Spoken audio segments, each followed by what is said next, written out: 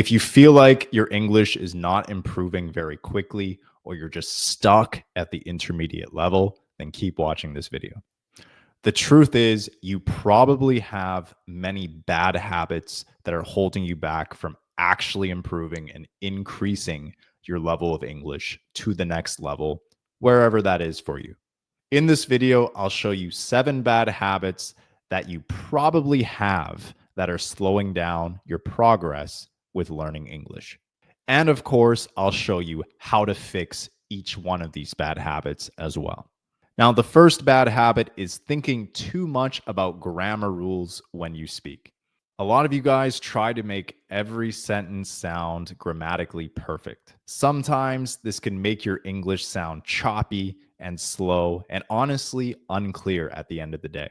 It sounds very unnatural, and to be honest with you, most native English speakers like myself and most others break grammar rules all the time when we speak English. So the quick fix to this mistake is just forget about being grammatically perfect when you speak. Focus on speaking in a way that is clear enough for people to understand what you are trying to say or what you're saying.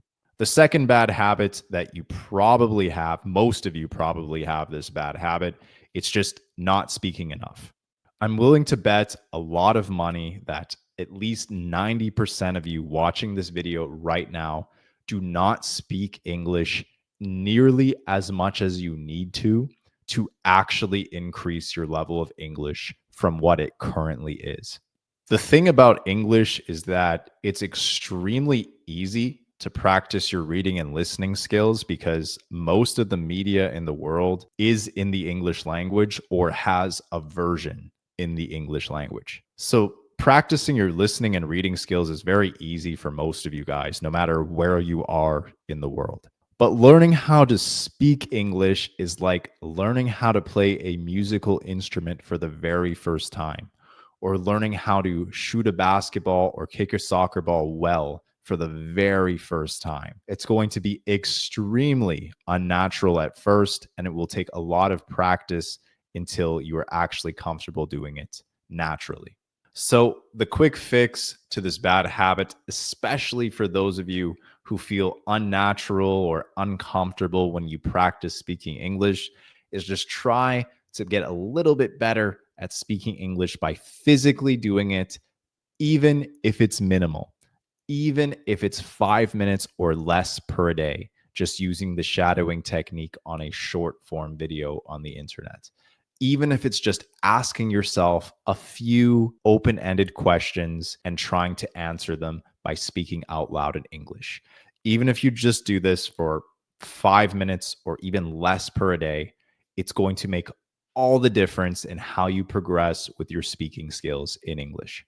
And because so many of you don't speak enough, keep in mind, this does not mean speaking in your head. This does not mean whispering under your breath. This means actually speaking as if you were having a conversation with me right now. This leads to the third bad habit, which is always translating words in your head back into your native language. This is a bad habit that I had when I needed to learn a new language too. And that's applying your figure of speech to the English figure of speech. And 99% of the time, it does not work. For example, I noticed a lot of people from the country Bangladesh tend to say the word dear a lot in English. And honestly, a lot of people from other countries too do this as well. They will address somebody as dear, and that is extremely formal and not normal for regular conversations in the English language. In their native language, it might make sense to use that to address somebody in most cases. In the English language and the English figure of speech, it makes no sense. It doesn't really work. This is one of many different examples of how the figure of speech in your native language probably doesn't translate properly into the English language. In order to fix this habit, you need to get into the new habit of training your brain to think in English. Think about how a native English speaker would describe the things around you. Think about how to describe things around you spontaneously whenever you can. Always think and ask yourself, what would a native English speaker do in this situation? How would a native English speaker describe this, articulate it in any situation when you can describe something or identify something in English? Train your brain to think in English. This leads to the fourth bad habit, which is only learning single words in English.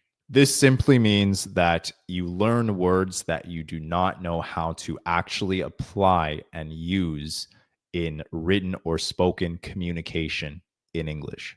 Communicating in English is about putting words together to form your style of speech. It's not about just knowing what one word means. To fix this, the next time you learn any word or any expression, actually try applying it right then and right there in a sentence. Actually try using it in a real situation. For example, if I just learned what the word microphone meant, then I'll actually practice using it in a certain situation. For example, there is a microphone right in front of me. I am speaking into the microphone. I'm using the microphone to amplify my voice. For any new word or any new expression, get in the habit of actually using it in a sentence. This leads us to the fifth bad habit, which is only listening to very easy to understand English media. Now, I would recommend that you listen to English media where you can understand most of what is being said, where you can understand around 80% of what is being said. But if you understand 100% of what is being said, then you are listening to material that is way too easy for your current level of English. If you're at one of the intermediate levels of English and you're trying to get to one of the advanced levels of English, then you need to challenge yourself by listening to media where you can understand around 75 to 80% of what's being said. And you need to guess what the other 20% mean based on the context by which it is delivered. A better habit to adopt would be to listen to realistic English media where you can understand about 80% of what is being said instead of 100% of what is being said. And the sixth bad habit that's holding you back is being scared to speak or being scared to make mistakes when you speak. Now, listen, everybody makes mistakes when they speak. Keep in mind that this video you're watching right now was edited because I made several different mistakes as I was recording it, and I needed to repeat what I said in order to make the video more smooth. As a native English speaker who helps other English learners increase their level of English, I make mistakes even when I speak. I'm not perfect, neither is any other English speaker in the world. So, to fix this bad habit, all you need to do is just put things into perspective. First of all, nobody speaks perfect English all the time. And second of all, you shouldn't care what other people think, even if you make mistakes in English, because at the end of the day, everybody is so wrapped up in their own lives and they really don't care, to be honest. If you feel like you embarrassed yourself, I promise you, everyone who saw you embarrass yourself at the end of the day, before they go to bed at night, they're not going to care. They're going to have a million other more important things to them on their mind. When you put things in perspective like that, it takes off a lot of the stress in terms of judgment or feeling insecure about making mistakes when you speak. You essentially have nothing to lose and everything to gain by physically practicing speaking English out loud. And this leads us to the last bad habit, which is by far the biggest bad habit. And it makes me sad to see it happen so often. And before I tell you what that habit is, if you found any value at all from this channel, please be sure to like the video so it can help the YouTube algorithm know that this type of content is helpful and useful to English learners. And the final bad habit, which is honestly so sad and difficult to see as an English coach, is people give up way too soon.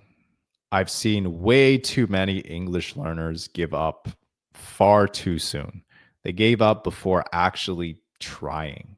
If you see anything on the internet that says you can become fully fluent in English in 30 days or less, from the A1 level up to the C2 level, it's not true.